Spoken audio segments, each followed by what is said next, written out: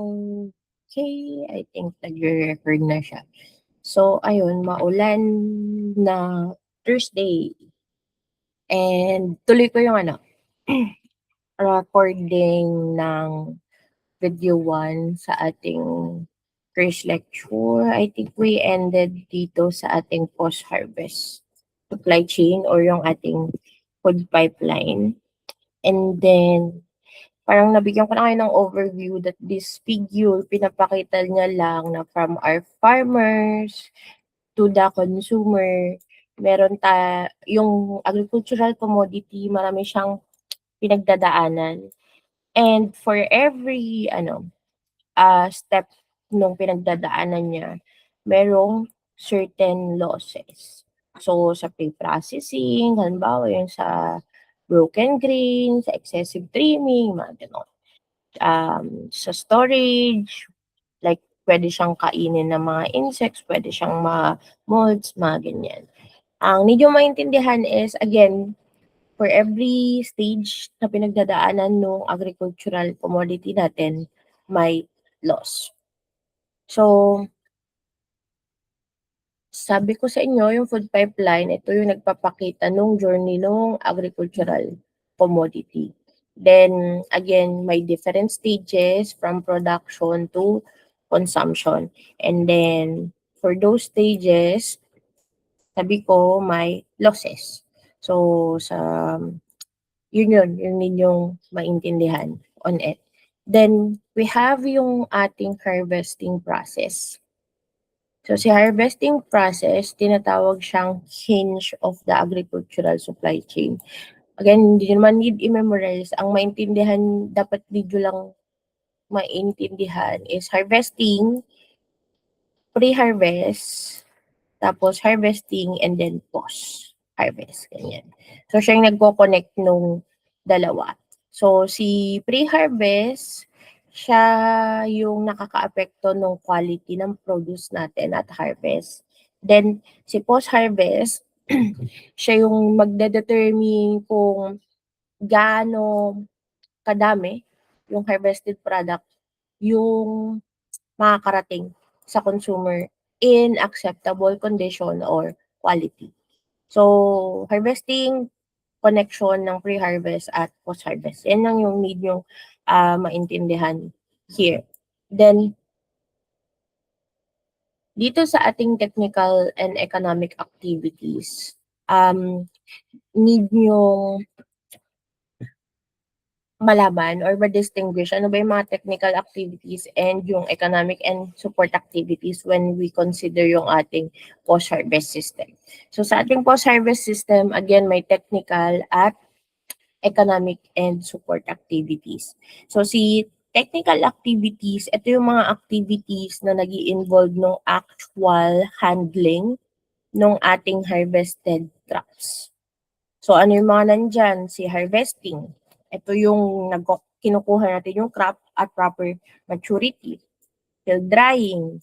So, yung harvested product natin, dinadry sa field. For example, yung mga rice natin, yung panicle nun, dinadry natin siya bago natin siya trine-thresh. Then, we have our threshing. Ang process na to, yung grains or yung seed ng ating produce, sineseparate natin from the stalk or pod. So, halimbawa yung sa ating rice ay yung gano'n, yung trine-thresh siya. Pwede rin sa corn, gano'n. Cleaning, for example, yung mga stones, yung mga dirt, tinatanggal doon sa ating produce. Then, additional drying, I think ang example ko sa inyo dito is, halimbawa sa ating packing house, dinala natin yung produce natin. For example, kamatis, tapos padadaanin natin yung mga kamatis na yun sa chlorine for cleaning. Then, syempre, basta yun, ida-dry natin, ganyan. Then, sorting and grading. Si sorting, again, ang pinagkaiba ni sorting, tinatanggal lang dito yung good versus bad.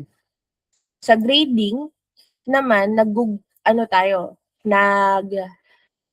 parang meron tayo classifications according to size, color, gano'n, like grade A, grade B, mga ganyan.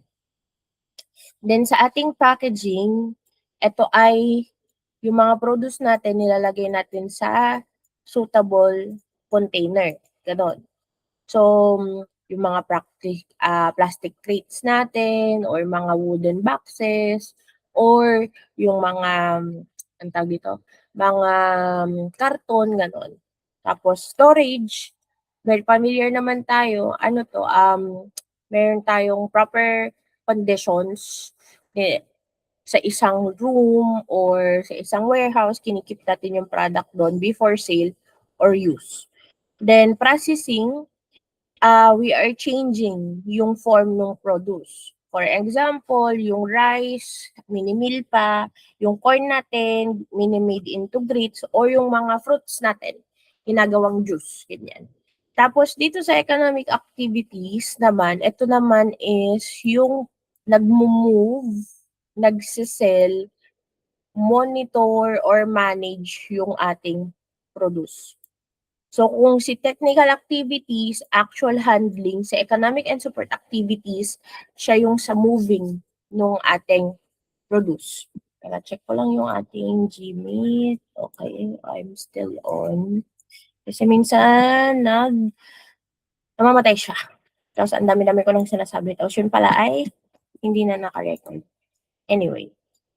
So, sa exam, dapat alam ninyo saan yung technical activities, asan yung economic activities, ganyan. So, si economic and support activities, minsan hindi tayo gano'n focus as agriculturists. Pero dapat we have proper knowledge din dun sa paano dapat yung transportation, paano yung marketing, paano ba ipo-promote, ipa-price, and ibebenta sa buyers yung produce, quality control, meron bang mga standards dun sa ating agricultural commodities. Marami tayong standards actually sa Pilipinas. Meron tayong Bureau of Agricultural Box Food Standards. Sila yung gumagawa ng different standards for crops. Like for example, sa durian, ito yung grade A na durian, sila yung nagsasabi nun. Tapos, halimbawa sa mangga, paano ba yung pag-trim sa mangga, ano yung um, proper maturity indices niya, mga ganon. Marami tayong standards, makikita nyo online. Yon, and that's part of quality control. Then sa food safety, nutrition, sa food safety, syempre, we do not want na contaminated at may health risk yung produce. Si nutrition naman, as much as possible, gusto natin na yung nutritional value ng ating agricultural commodity ay ma-preserve. Then extension, sinasabi ko nga sa inyo, extension is more on paano ba natin dadalhin sa farmers yung mga training and advice sa proper post-harvest practices. Then we have information and communication. For example, na-update ba yung mga farmers and traders natin sa mga prices, sa mga demand, and like weather and markets. Sa admin and management, more on ano to, mga records, permits, policies, ganyan. Sa management, like yung nag-aayos ng labor, mga equipment, money, time, mga ganon. So, from our harvesting to our post-harvest, maraming nangyayari. So after harvesting, kailangan ng technical and economic support activities for our post-harvest system para yung produce natin, ma-reach niya yung consumers tayo in a good condition with less loss.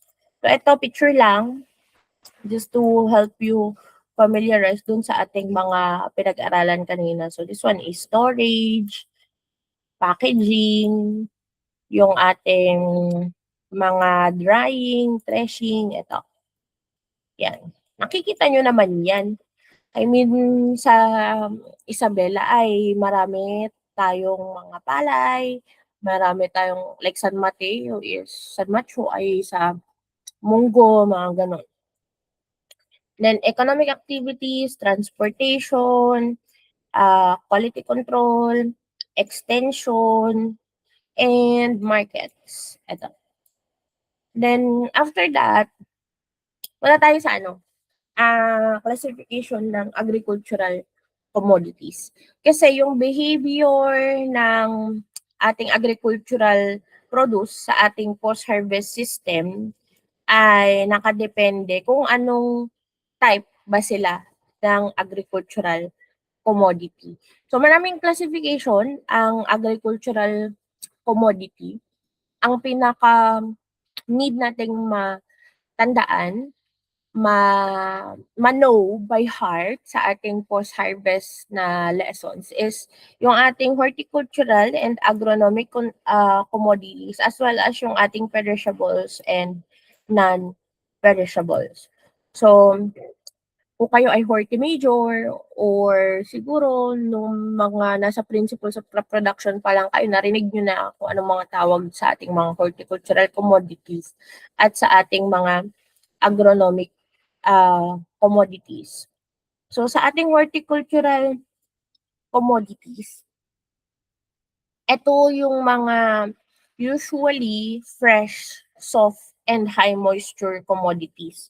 So pag horticultural produce siya, madali silang ma-spoil, minsan mas kailangan ng handling, mas dapat na properly package, cooled at may quick transport. So ano yung mga yun? Yung sa ating mga fruits, vegetables, yung root and tuber crops natin, yung ating mga sweet potato,